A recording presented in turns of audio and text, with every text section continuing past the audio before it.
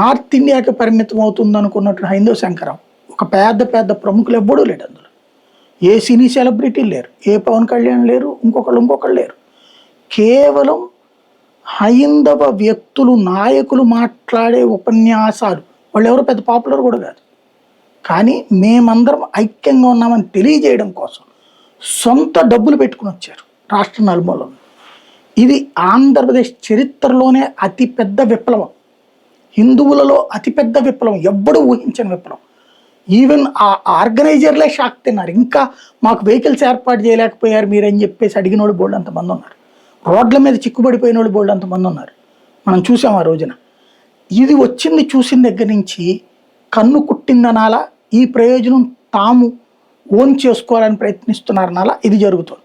సనాతన ధర్మ పరిరక్షణ అవతారం ఎత్తినటువంటి పవన్ కళ్యాణ్ ఆ కాన్సెప్ట్ తర్వాతనే కదా విపరీతంగా అది చేసుకొస్తుంది. ఇటు చంద్రబాబు నాయుడు టీటీడీ లడ్డు ఇష్యూని, టీటీడీ లడ్డు ఇష్యూ తర్వాత నాడు పెట్టిన వాళ్ళు అక్కడ ఏమది మాట్లాడాల చూసారా.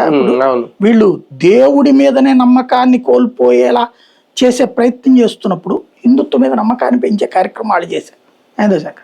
ఇక్కడ హిందూ పరిరక్షకుడుగా ఉండడానికి చంద్రబాబు నాయుడు, హిందువుల తరపున సనాతన ధర్మ పరిరక్షకుడుగా ఉండటానికి పవన్ కళ్యాణ్ ప్రయత్నిస్తుంటే అదే లెగసీని తను క్యాష్ చేసుకోవాలనుకుంటున్నారు రఘురామకృష్ణరాజు. ఎందుకంటే గోదావరి జిల్లాలో కాస్త భక్తి భావన ఎక్కువ, ప్రతి ఒక్కళ్ళు గుడికి వెళ్తారు, మత మార్పిడికి గురైనటువంటి వాళ్ళు. అక్కడ ఇంకొకటి ఏమైందంటే అత్యధిక మత మార్పిడిలు జరుగుతున్న ప్రాంతం గోదావరి. ఇప్పటికి కూడా దళితులలో 100కి 90 మంది మతం మారున్నారు. కాకపోతే రికార్డులలో